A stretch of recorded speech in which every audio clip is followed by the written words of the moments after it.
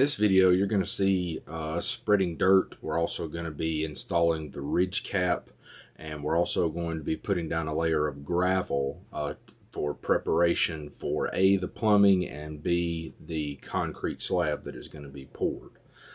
So that's kind of what you'll see in this video here too, and I'll kind of follow along and narrate a bit to kind of explain to you what's going on at each step.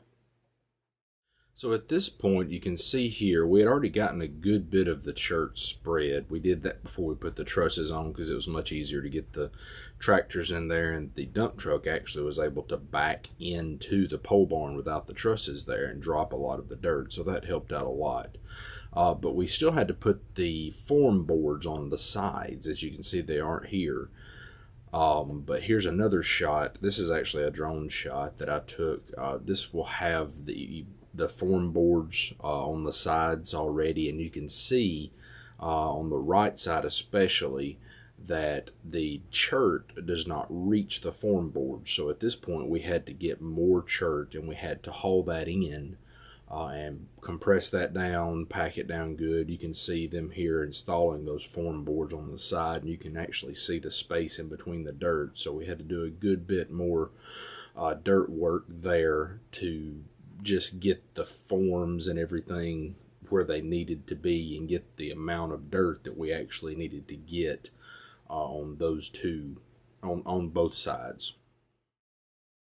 At this point, I turned my attention to these inside 2x6s. They mainly just provide structural support, but we also were going to be able to attach lights to those so we could work at night underneath the pole barn, or just when it got dark. Once we started to enclose it, it was going to be a lot easier to have the light. And then my grandparents decided to come down and take a look at things.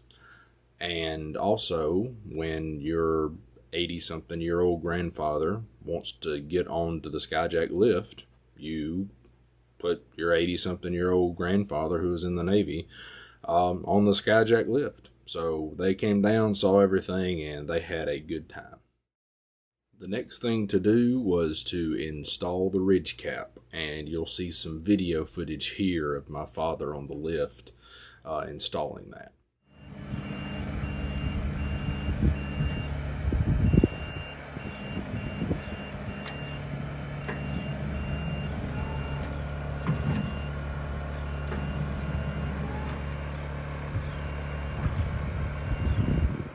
I started putting the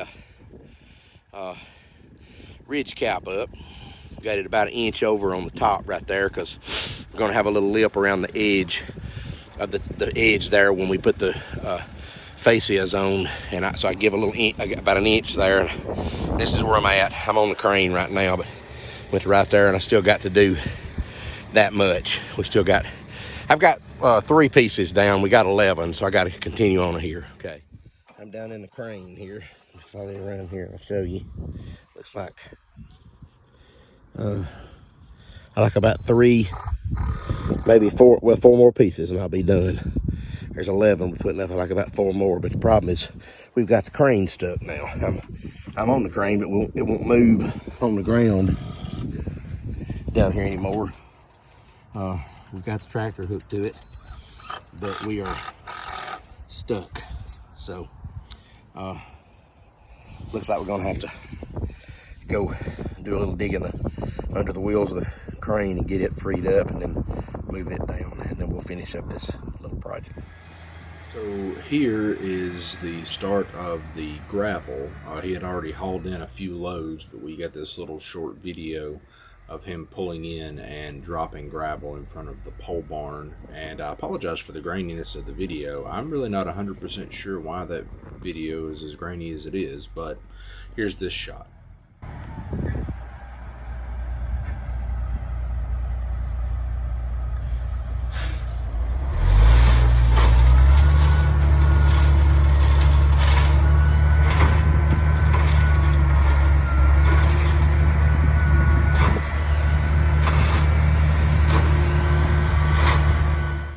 Here's some shots of the pole barn with gravel as we had eased it on up towards the front and started putting a good bit of loads in there.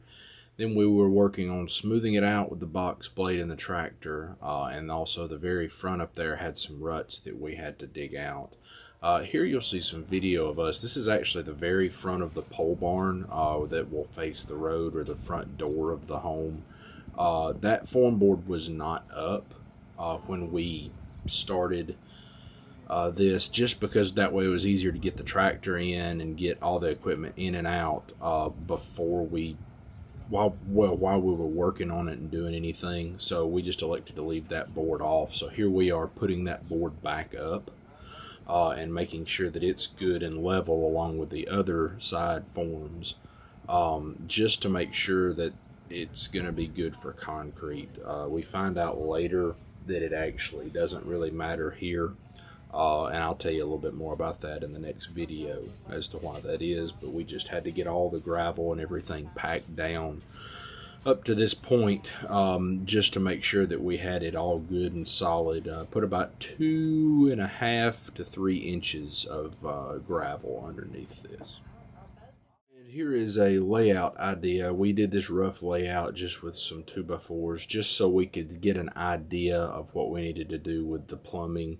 This was actually before we had poured the gravel also, so we just had this general idea in our head of where things needed to be and everything, and we lined that out with the plumbing a little bit later on.